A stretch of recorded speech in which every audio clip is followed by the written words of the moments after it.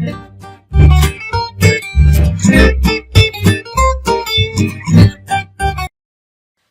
Friends, दोस्तों, आज हमारे पास इस कर्व सेक्शन के अंदर सबसे ज़्यादा इम्पोर्टेंट टॉपिक जो सेक्शन का है वो है बीजियर स्प्लाइन कर्व। ठीक है, नोट्स मैंने डाल दिए जिसको डाउनलोड करने डिस्क्रिप्शन में लिंक है। बात करते हैं बीजियर स्प्लाइन कर्व की। बेसिकली तो कई बार मेरे पास कमेंट आई है कि कर्व के अंदर आप ये बता दीजिए, हमें समझ में नहीं आता, काफ़ी मुश्किल लगता है बुक से भी या जो भी यूट्यूब पे वीडियो अच्छे से हमें समझ में नहीं आता।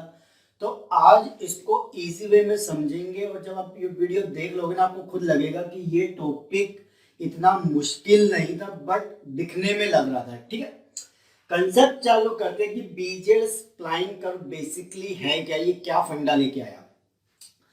बात करते हैं, देखो बीजियर स्प्लाइन कर्व है तो ये वर्ड से हमें पता चल गया कि स्प्लाइन कर्व के कुछ कंसेप्ट को तो ये यूज कर रहा होगा, तो जी जरूर यूज करता है।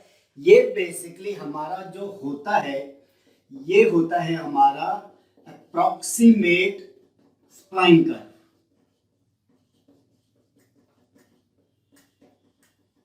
सबसे पहली चीज, ये बीजियर कर्व जो होता है अप्रोक्सीमेट स्प्लाइन कर्व होता है। एक एक पॉइंट को दम से समझेंगे ताकि इजी वे में टॉपिक हो जाए।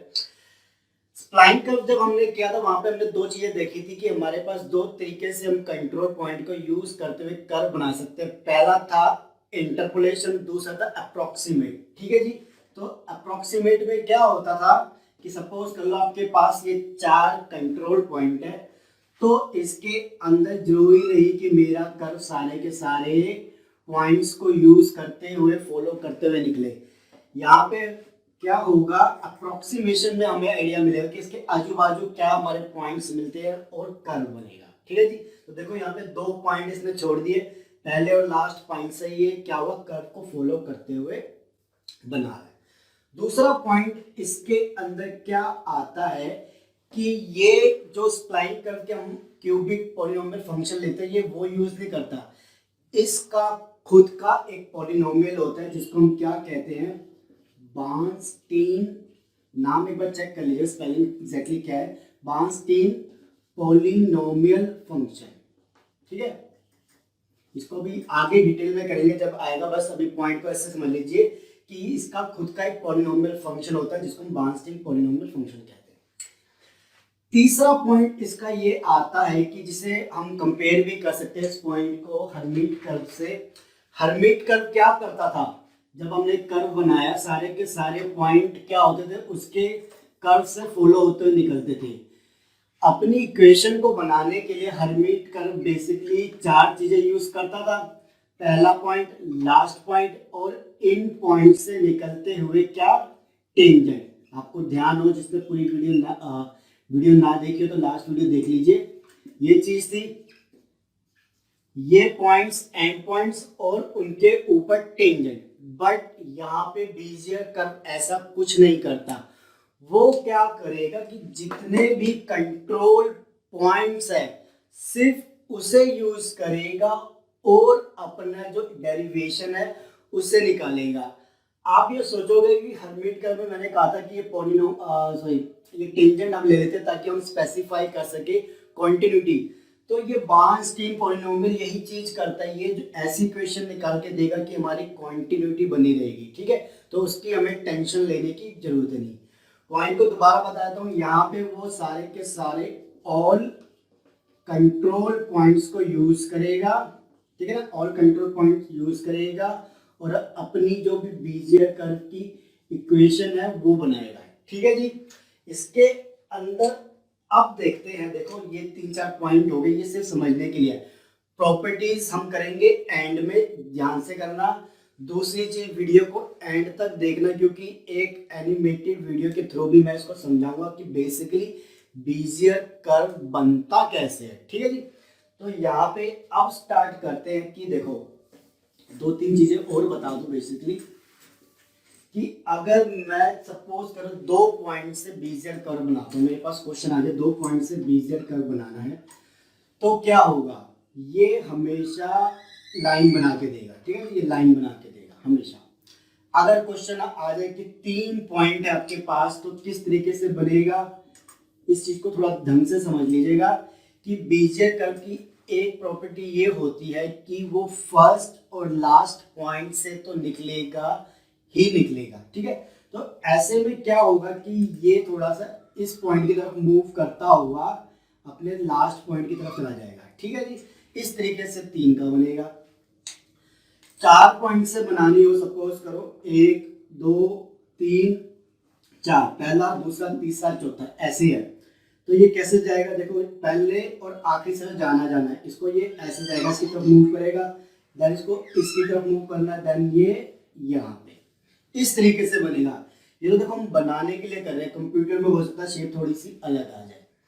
इसका एक पॉइंट हमेशा ध्यान रखना कि जब भी बेजियर कर्व बनता है ना, तो सबसे पहले वो करता क्या है, वो सारे पॉइंट के थ्रू एक पॉलीगन बाउंड्री बनाता है। देखो पॉलीगन बाउंड्री कैसे बनेगी, इस पॉइंट को यूज करते हुए ये पे आ गया, यहाँ से यूज करते हुए यहाँ पे आ गया, यहाँ से यूज करते हुए वो यहाँ पे आ गया, ठीक है जी।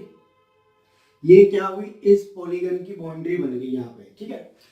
अब मेरा जो कर्व है ना, इससे कभी बाहर नहीं जाएगा। बिल्कुल याद रखना कि बेजियर कर्व में इन पॉइंट्स की बाउंड्री से कभी बाहर हमारा कर्व नहीं जाएगा।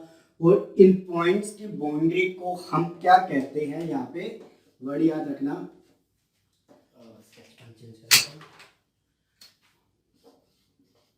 कॉन्वेक्स हल कहते हैं हम। बेजियर का हम इसे कॉन्वेक्स हल कहते हैं, जो पॉइंट्स की बाउंड्री को ज्वाइन करते हुए बनता है।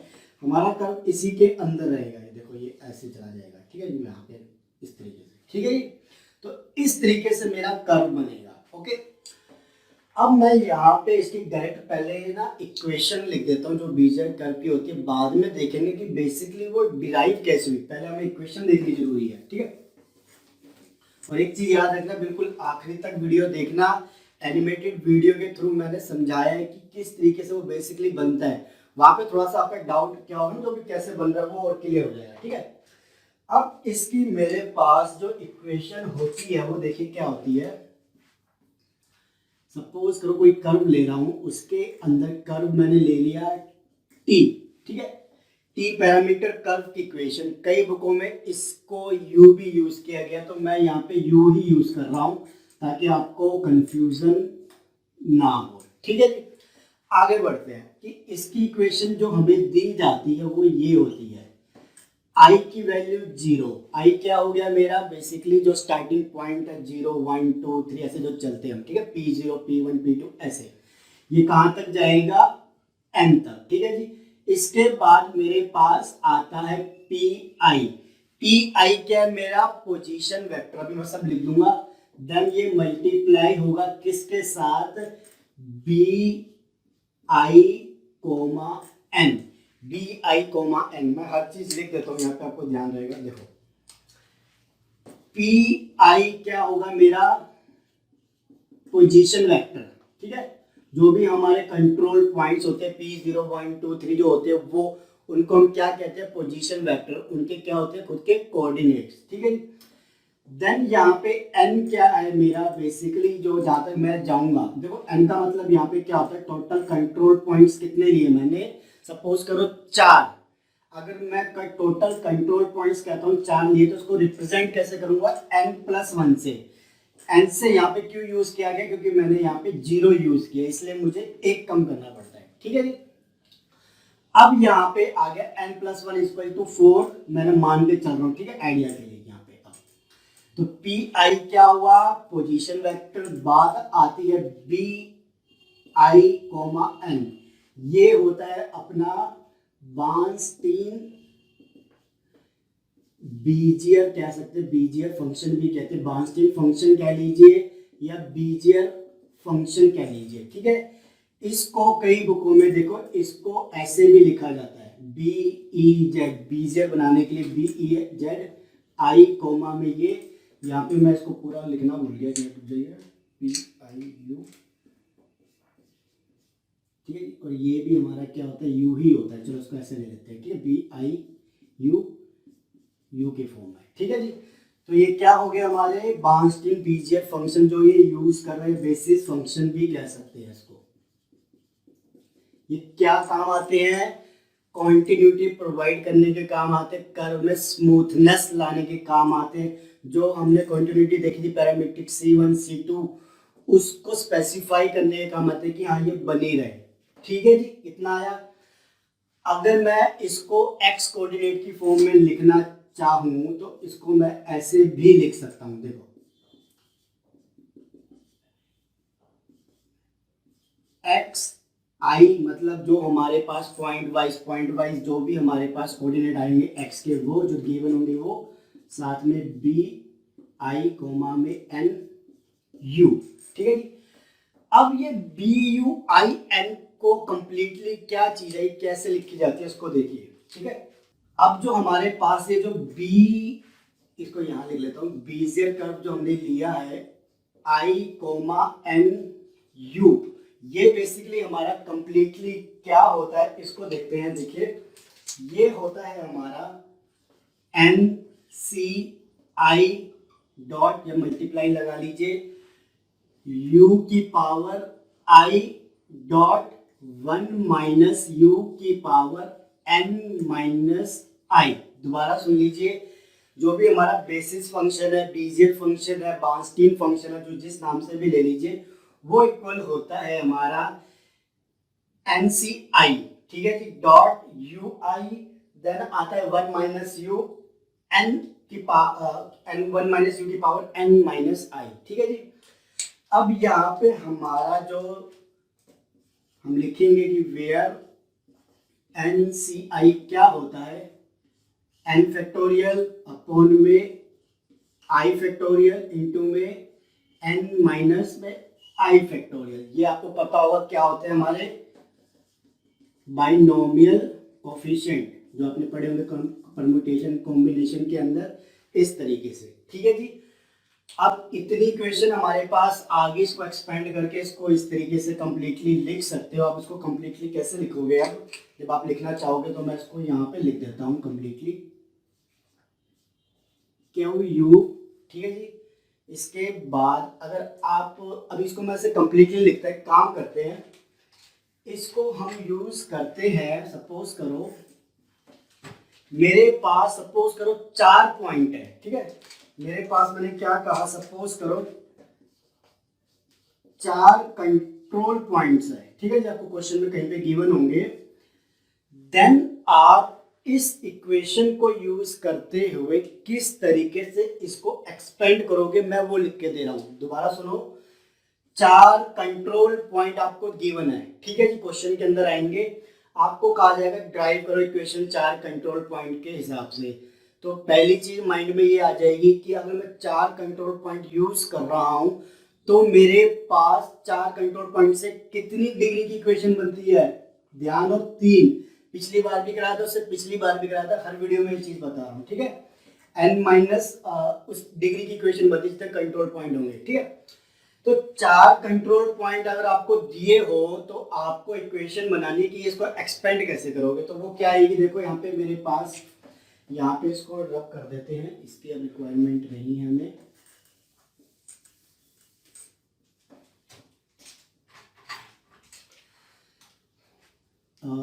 लिख देता हूं इक्वेशन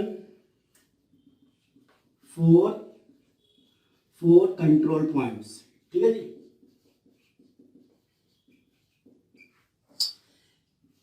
QU ऐसे ही रहेगा। अब स्टार्ट करते हैं, जब i की वैल्यू 0 है, i की वैल्यू 0 है तो P क्या होगा, PI मेरा 0 डॉट क्या होगा, आगे मेरे पास B0 N U, यही चीज आएगी। N यहाँ पे क्या हो जाएगा मेरा 3। भाई जब 4 कंट्रोल पॉइंट है तो मेरे पास I स्टार्ट होगा 0 तक और कहां तक जाएगा, N3 तक। 0 1 2 3 टोटल 4 पॉइंट हो गए। ठीक है जी, यहाँ पे ये आ गया। देन इसके बाद इसके अंदर हम प्लस करेंगे, नेक्स्ट समेशन करेंगे जब I की वैल्यू क्या होगी 1, पहले थी 0, अब I की वैल्यू इंक्रीमेंट करेंगे 1 पे जाएगी। तो सेकंड पॉइंट आ गया कंट्रोल पॉइंट। देन B निकालेंगे 1,3 U, देन मेरे पास प्लस आएगा, देन दोबारा से I में इंक्रीमेंट होगा, क्या चीज आएगी P 2 हो जाएगा, देन B2,3 U पैरामीटर। ठीक है जी, आगे चलते हैं। इसके बाद क्या आएगा मेरे पास चौथा पॉइंट क्या होगा जब I की वैल्यू क्या होगी 3। ठीक है, P3 डॉट B3,3 U। ठीक है जी, सिंपल चीज है, कोई बहुत बड़ी कैलकुलेशन कुछ नहीं है इसके अंदर, इतना हो गया। अब एक चीज देखो, इस चीज को इसमें डालेंगे भाई, B3 या B13 जो भी हमें कैलकुलेट करना है उसको कैलकुलेट कैसे करेंगे, सिंपल सी चीज है, इसके अंदर डालना है। सपोज करो मुझे निकालना हो, पहला ही निकालना है B03 निकालना है। ठीक है जी, B03 मेरा क्या होगा, एन, ये NCI होगा, ये क्या होगा पहले 3 फैक्टोरियल अपॉन में I 0 factorial dot n minus में I 3 माइनस 0 यानी 3 फैक्टोरियल। ठीक है जी, इतनी टर्म कैलकुलेट कर ली। आगे चलो, u की पावर I कितना है 0, u की पावर I कितना है 0 डॉट 1 माइनस u की power n minus I 3 minus 0 मतलब 3। ठीक है जी, इसको सॉल्व करते हैं, इससे कटा ये 0 फैक्टोरियल 1 डॉट u की पावर 0 की पावर कोई किसी की पावर 0 होती है वो क्या होता है 1 हो जाता है। ठीक है जी, 1 डॉट 1 माइनस u की पावर 3 मतलब मेरे पास आया 1 माइनस u की पावर 3।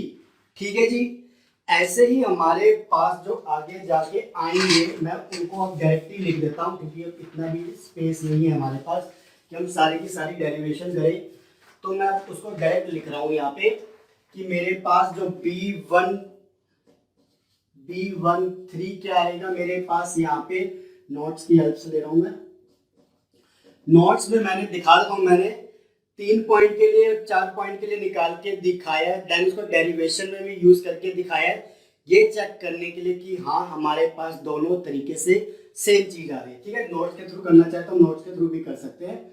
यहाँ पे मैं डायरेक्ट लिख रहा हूँ कि B13 की मेरे पास क्या इक्वेशन आएगी 3 डॉट u 1 माइनस में u स्क्वायर, B23 मेरे पास आएगा 3u स्क्वायर 1 माइनस में u, और B33 आएगा मेरे पास u क्यूब। ठीक है जी, चारों चीज मेरे पास आ गई है, इसको अब ओवरऑल इक्वेशन के अंदर लिख लेते हैं। ठीक है जी, देखो ओवरऑल इक्वेशन के अंदर जब हम 4 पॉइंट कंट्रोल पॉइंट लेके चल रहे हैं तो क्या होगा, सबसे पहले P0।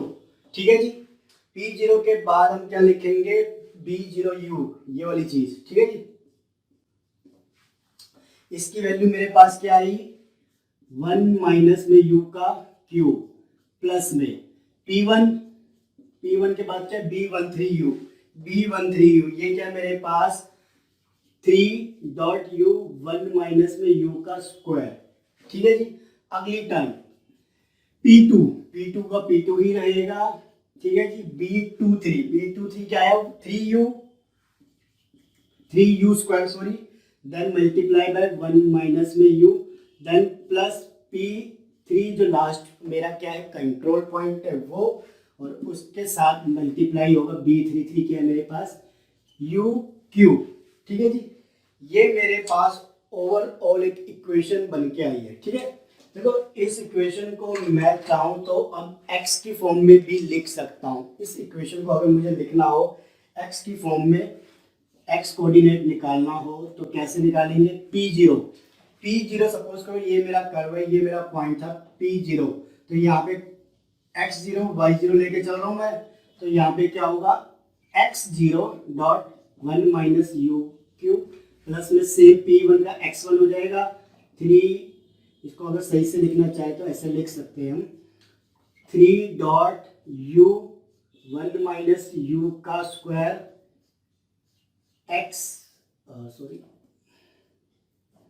u dot x1 plus में 3u square 1 minus u dot x2। ठीक है जी, यहाँ पे u क्यूब डॉट x3 इस तरीके से लिख सकते हैं x कोऑर्डिनेट निकालने के लिए। y निकालने के लिए सेम इसको y में कन्वर्ट कर दो और z कोऑर्डिनेट निकालने के लिए इसके z कोऑर्डिनेट ले लो, आपके पास ऐसे इक्वेशन आ जाएगी। ठीक है जी। अब मुद्दा आता है कि इक्वेशन हमें डायरेक्टली मिल गई, हमने इसको आगे सॉल्व करके इसको सिंप्लीफाई कर लिया, बट इसको डिराइव कैसे किया? बेसिकली ये आई कहाँ से, क्या फंडा था, क्या अप्रोच थी कि हमारे पास ये ऐसे एक इक्वेशन बन के आई, उसे करते हैं। उसे देखिए, बड़ा इंटरेस्टिंग पार्ट है इसका, जिस उसमें क्या होगा कि आप 4 पॉइंट या 5 पॉइंट 2 पॉइंट 6 पॉइंट किसी के लिए भी निकाल सकते हो, बड़ा इजी वे है। ठीक है, हमने डायरेक्ट पहले इक्वेशन लिखी थी, उसको आगे सॉल्व कर लिया था, बट अब हम देखते हैं कि ये जो क्यू यू है यार, ये बेसिकली हमारे पास आया कहां से था। ठीक है, इसको मैं रब कर देता हूँ जितना नहीं चाहिए। नोट्स में सारे डायग्राम हर चीज अच्छे से वहां से करना चाहे वहां से कर सकते हैं, कोई बिल्कुल भी दिक्कत नहीं है दोस्तों। ठीक है, इसके लिए मुझे चाहिए सबसे पहले एक डायग्राम। ठीक है, एक डायग्राम के अंदर देखो 4 पॉइंट दिए, 4 पॉइंट मैं लेता हूं पहले, 1 2 3 4। मुझे क्या करना है, 4 पॉइंट के नाम देने हैं, वो हो गए पी, इन्हें रख देता हूं। 4 पॉइंट के नाम है मेरे पास P0, P1, P2, P3। ठीक है जी। अब इन 4 पॉइंट की मुझे बाउंड्री बनानी है। ठीक है जी, पहले पॉइंट को जोड़ो दूसरे के साथ, दूसरे को जोड़ो तीसरे के साथ, उसको जोड़ो चौथे के बाद, मेरा क्या बन गया, कॉन्वेक्स बन गया, कॉन्वेक्स हल बन गया। ठीक है, बाउंड्री से। देन इसके बाद हम क्या करेंगे, एक पॉइंट अज्यूम करेंगे P0 से Q1 पे और P1 पे, जिसको हम क्या कहेंगे, मैंने लिया है इसको Q0। Q0 क्या है, पॉइंट लाइन पे, कौन से, P0 से P1 पे। ठीक है जी।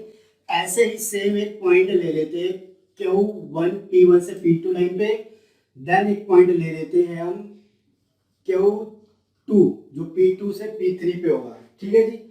अब क्या करेंगे, इन सब लाइन को आपस में जोड़ देंगे जो हमने बनाई है।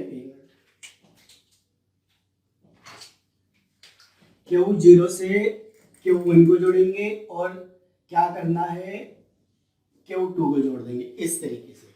ठीक है जी। अब क्या करना है, हमें पॉइंट लेना है इसके ऊपर, इन दो लाइंस के ऊपर, जो जो लाइंस आती जाएगी उसके ऊपर पॉइंट लेना। अप्रोच इसकी यही है। अब इस लाइन के ऊपर पॉइंट लेंगे, जिसे हमने क्या कहा, मैंने अपने नोट्स में लिया इसको C1 और इसको ले लेते हैं C2। ठीक है जी। देन क्या करना है, इन दोनों को भी ज्वाइन कर दो भाई। जब तक हमारे पास सिंगल पॉइंट नहीं आता ना, इस तरीके से लाइनें बनाते जाएंगे, पॉइंट्स अज्यूम करते जाएंगे। ठीक है। देन क्या करना है, इसके हिसाब से अब हम एक कर्व बनाएंगे, देखो, जो इस लाइन को टच करते हुए निकलेगा कहीं ना कहीं से और आगे जाके यहां मिलेगा। स्टार्ट होगा यहां से, एंड होगा यहां से। क्यों, फिगर बनाते हुए ध्यान रखना, बीजियर कर्व की प्रॉपर्टी थी, पहले पॉइंट और लास्ट पॉइंट को तो टच करेगा ही करेगा बीजियर कर्व, चाहे जो मर्जी हो जाए, चाहे वो अपने बाकी पॉइंट्स को, कंट्रोल पॉइंट्स को टच करे या ना करे, कोई फर्क नहीं पड़ता, बट पहले पॉइंट और लास्ट पॉइंट को टच करते हुए जरूर निकलेगा। तो ठीक है, पहला पॉइंट और लास्ट पॉइंट को टच करते हुए निकल रहा है, बाकी पॉइंट को टच करे वो डिपेंड करता है, जब हम उसकी वैल्यू पुट करते जाएंगे किसकी, यू की, और जो पॉइंट्स मिलेंगे तो ड्रॉ कर लेंगे। ठीक है। अब इसने इसको कहां पे टच किया, यहां पे, इस पॉइंट को हमने नाम दे दिया आर। ठीक है जी। अब यहां पे क्या करेंगे, डेरिवेशन करनी है, बहुत सिंपल मेथड है, बस ध्यान से समझना, कंफ्यूज मत हो जाना गलती से भी। हमारे पास, अब इस कर्व को भूल जाओ 10 मिनट के लिए। ठीक है, सिर्फ ये ध्यान रखो, मेरे पास ये सारे पॉइंट्स है, पॉइंट्स को जोड़ के लाइनें बनाई, देन मैंने लाइनों के ऊपर क्या किया, पॉइंट्स डाल दिए, देन उन पॉइंट्स को अगेन ज्वाइन किया, फिर एक लाइन बनाई, फिर एक पॉइंट लिया। ठीक है जी, सिर्फ इतना याद रखो। अगर आपको ध्यान हो, हमारे पास लाइन की पैरामीट्रिक इक्वेशन होती है, जो हमने शायद लैंग बस के सेरेसबर्ग किसी न्यूमेरिकल में करी थी, हमने जब कंसेप्ट किया था, वहां पे इक्वेशन यूज की जाती है। ना भी ध्यान हो तो लाइन की पैरामीट्रिक इक्वेशन होती है, वो कैसे होती है इसको देखो। यहाँ पे मुझे लाइन की पैरामीट्रिक इक्वेशन लिखनी है पॉइंट Q0 के लिए, ठीक है जी। पॉइंट Q0 के लिए अगर मुझे अपनी लाइन की पैरामीट्रिक इक्वेशन लिखनी है, ध्यान से समझो इसको।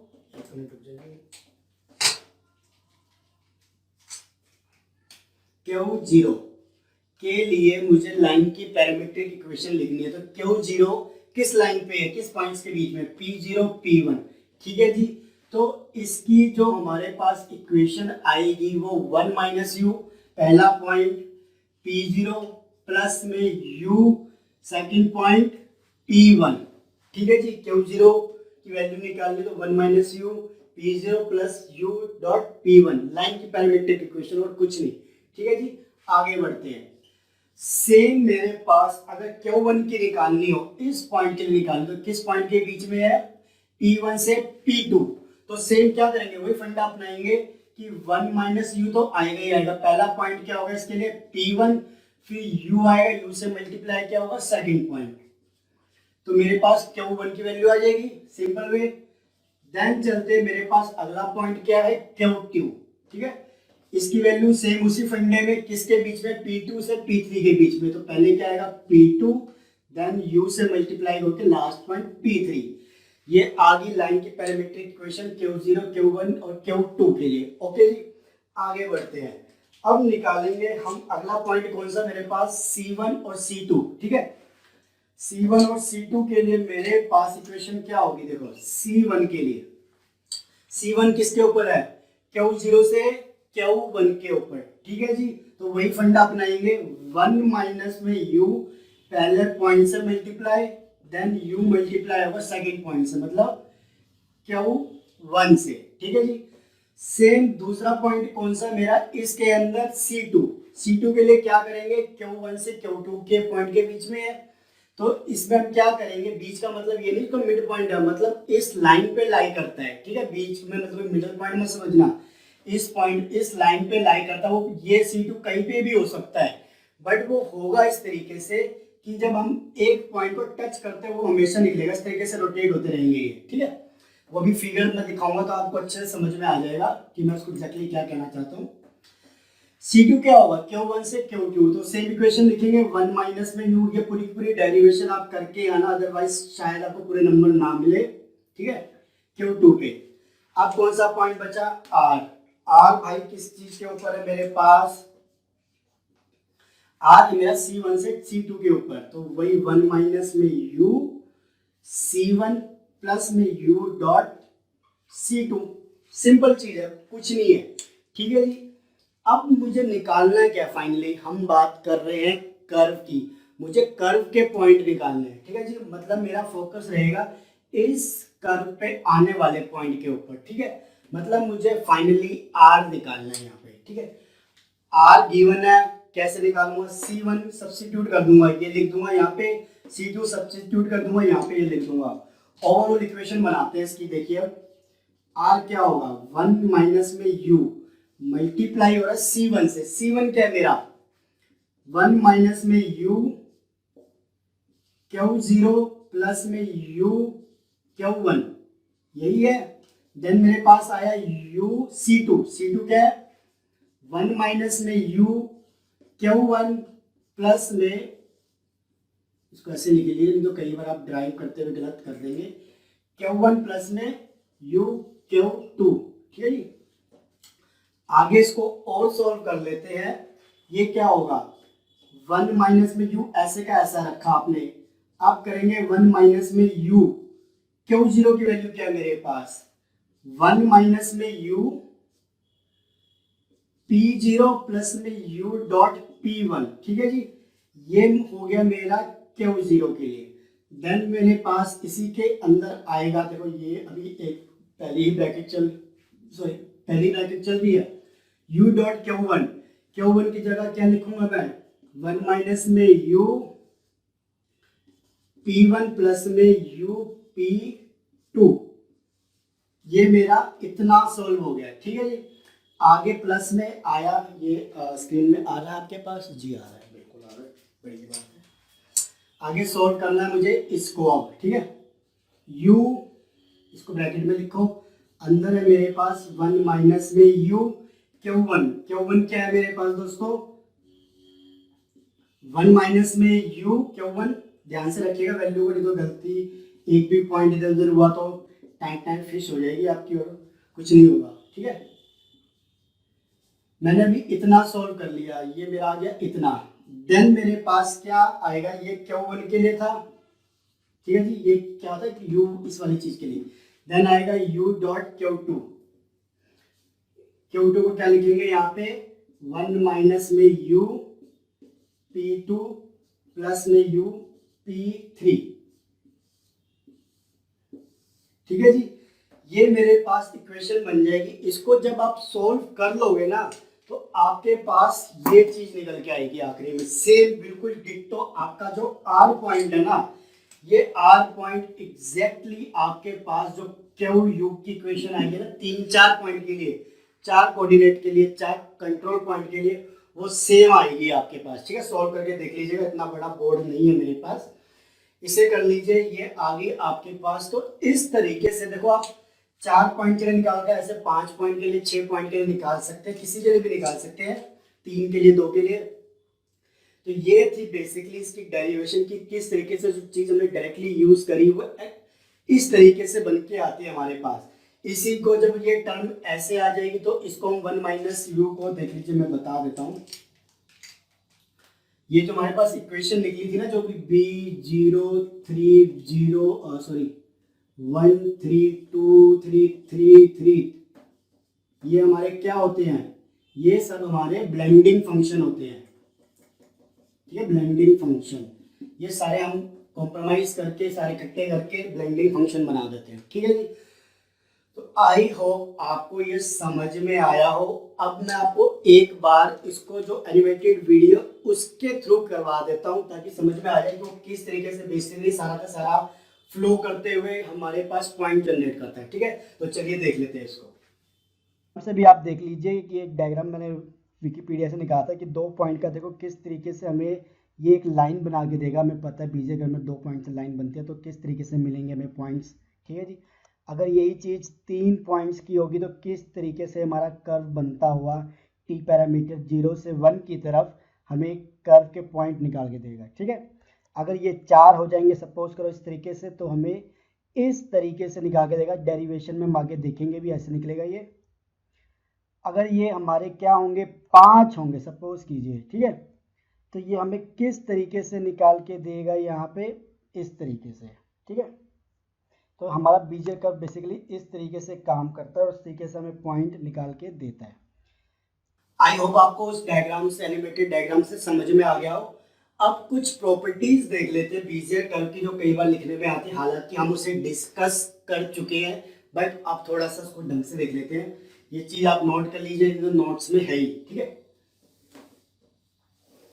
बिल्कुल भी देखो डरने वाली चीज नहीं, कोई बहुत बड़ी कैलकुलेशन या कुछ नहीं था। ये फंक्शन अगर आपने ये याद कर लिया ना कि ये चीज एक्सपेंड होके कैसे बनती है, तो बस बीजियर कर्व आपका जो 10-12 कितने भी नंबर में आए फट्टे चल देने, ठीक।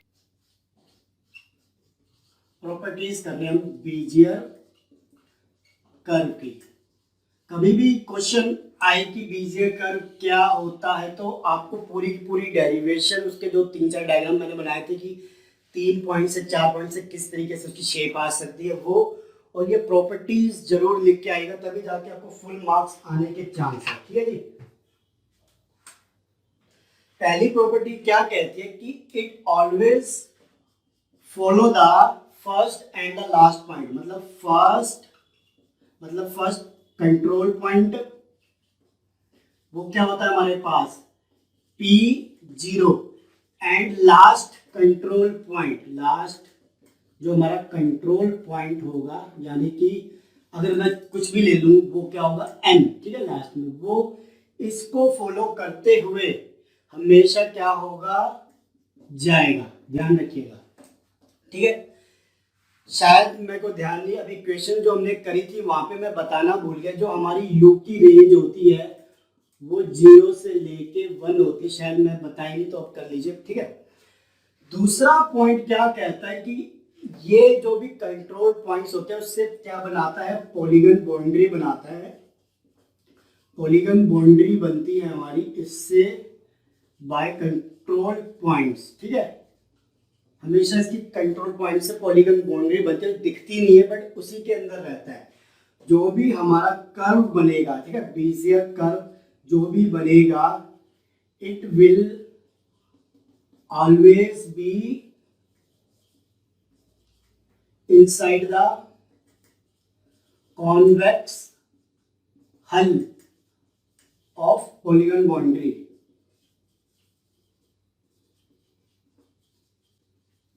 इसका मतलब मैंने अभी आपको डिस्क्राइब भी किया था, एक बार दोबारा बता देता हूं कि ये 4 पॉइंट हमने ले लिए, सपोज करो ऐसे, ठीक है। तो जो भी अब कर्व बनेगा ना वो इसके अंदर ही बनेगा, चाहे जो मर्जी शेप का है, बट वो इससे बाहर नहीं जाएगा। इससे बाहर ना जाने का मतलब क्या है कि ऐसे होते हुए, ऐसा नहीं कि आपका कर्व यूं जाते रहते यूं हो जाए, मतलब इस पॉइंट से बाहर आ जाए फिर ऐसे चला जाएगा फिर ऐसे बाहर आ जाएगा, ऐसा नहीं होगा। वो हमेशा जो बाउंड्रीज होती है ना हमारे पॉइंट्स की, उसी के अंदर रहेगा हमेशा, ठीक है। शेप चाहे जो मर्जी आए, हमें उससे भी लेना देना नहीं है, बट कॉन्वेक्स हल इसे कहते हैं हम, ठीक है। जो बाउंड्री बनती है इसके अंदर हमेशा रहेगा, ठीक है।